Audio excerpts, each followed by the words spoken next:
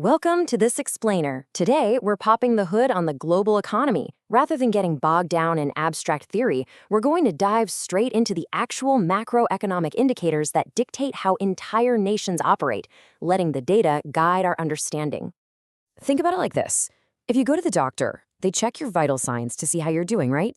Well, how do we do that for a nation of millions? We rely on macroeconomic indicators. These are the vital signs on our national dashboard that reveal the true health of the entire system. Here is our roadmap for today. We'll start by zooming out on macro versus micro, then track the labor force, dive into inflation and economic crises, look at steering with macro policies, and finally, wrap up with classical versus Keynesian economics. Let's start with part 1, zooming out, macro versus micro. Okay, let's dive into this. The absolute best way to really grasp macroeconomics is to bounce it right off the micro perspective. You know micro, it focuses on the individual pieces. It's about how a single consumer behaves or how one specific tech company sets its production costs. But macro is the whole shebang. We zoom way out. We aren't looking at one person or one business anymore. We are analyzing aggregate national income, total absolute unemployment, overall inflation. Basically, we are strictly analyzing the forest, not the individual trees. Moving right along to part 2, tracking the labor force. So when we look at the population through this massive macro lens, we actually don't just count every single person. We start at the top with the working age population, usually folks 15 and older. From there, it splits. On one side, you've got the economically inactive. Think full-time students, retirees, or stay-at-home parents. But on the flip side is the economically active population, otherwise known as the labor force. And this is totally crucial. The labor force includes both the employed and the unemployed. To be officially counted as unemployed in this active category, you literally have to be without a job, available to work, and actively taking steps to find one.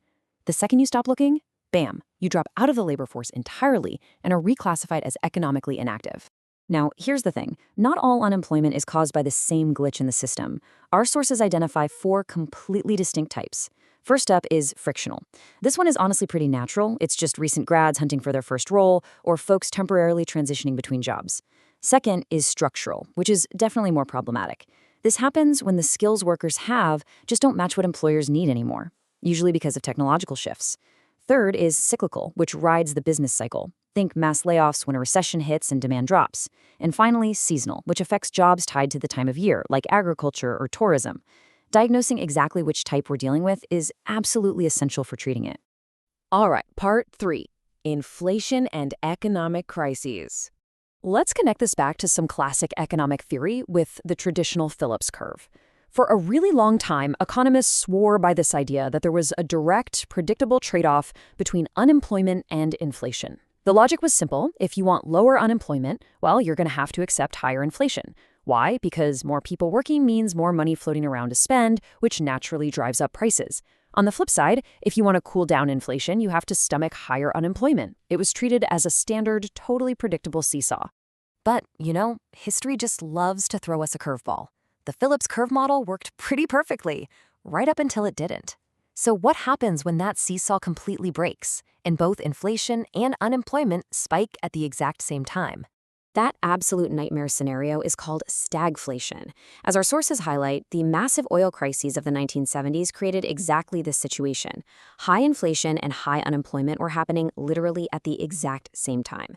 This fundamentally shattered the traditional rules of the Phillips curve. It basically proved that a simple, long-run trade-off between inflation and jobs doesn't actually exist in the way we originally thought, and it forced economists everywhere to completely rethink their models. Which brings us to part 4, steering with macro policies. Okay, so before you can steer this massive economic ship, you have to know your exact destination. Economists zero in on something called the output gap. This is simply the difference between potential output and actual output. Potential output is basically the economy running on all cylinders, the absolute maximum sustainable level of production when all resources are used efficiently. Actual output is just where we are right now. When the actual falls short of the potential, we've got a negative output gap. That means wasted resources and unemployed people. The ultimate goal of macroeconomic policy is to completely close that gap. To close that gap, we've basically got 2 massive steering wheels. First is monetary policy. This is firmly in the hands of a country's central bank. They pull the levers on the money supply and interest rates. If they want to hit the gas on rapid economic growth, they'll slash interest rates and adopt an easy credit policy to get investment flowing. The second steering wheel is fiscal policy. This one is controlled by the government itself, usually through directly spending money into the economy or tweaking tax rates. So you have two totally different drivers, ideally trying to reach the exact same destination. And that leads us perfectly into part 5, classical versus Keynesian economics. Now, what's really fascinating about this is how heavily it ties into historical theory. Take Say's law, it pretty much sums up the entire core of classical economics. Jean-Baptiste Say famously argued that supply creates its own demand. The classical view is that wealth depends strictly on total production. They believe that the very act of producing goods naturally pays workers enough income to go out and buy those goods. So in theory, you can't have general overproduction for very long. Mix that with Adam Smith's invisible hand of the price mechanism, and you get a school of thought that firmly believes markets are completely self-correcting. This is perfectly illustrated by the classical aggregate supply model. You see that straight vertical line?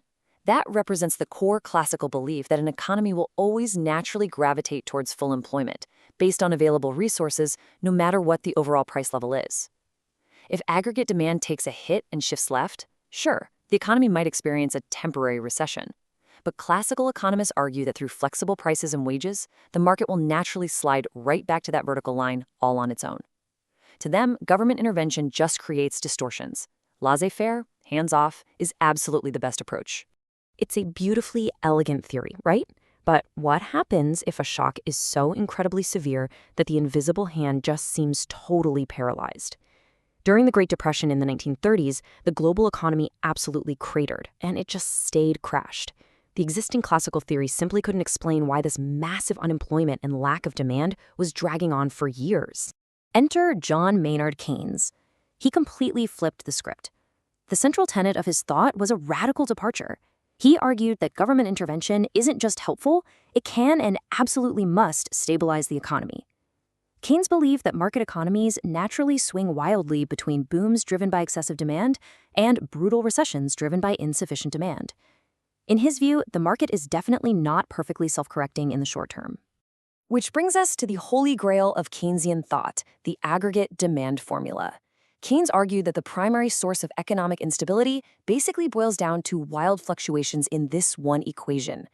Aggregate demand equals C, that's households' consumption, plus I, business investment, plus G for government purchases, plus X minus M, which is net exports.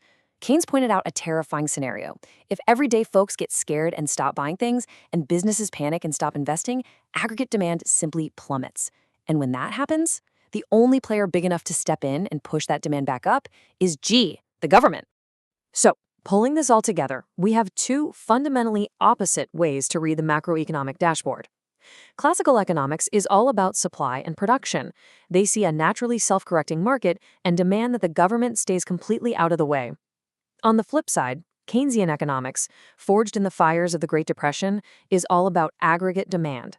They see a market that's inherently prone to instability and firmly advocate for active government intervention to smooth out the booms and busts. And that leaves us with a totally fascinating reality to ponder. Every single time a modern nation faces an economic crisis, policymakers are essentially debating between these exact two philosophies. Do we trust the invisible hand to sort it out naturally, or do we grab the fiscal and monetary steering wheels?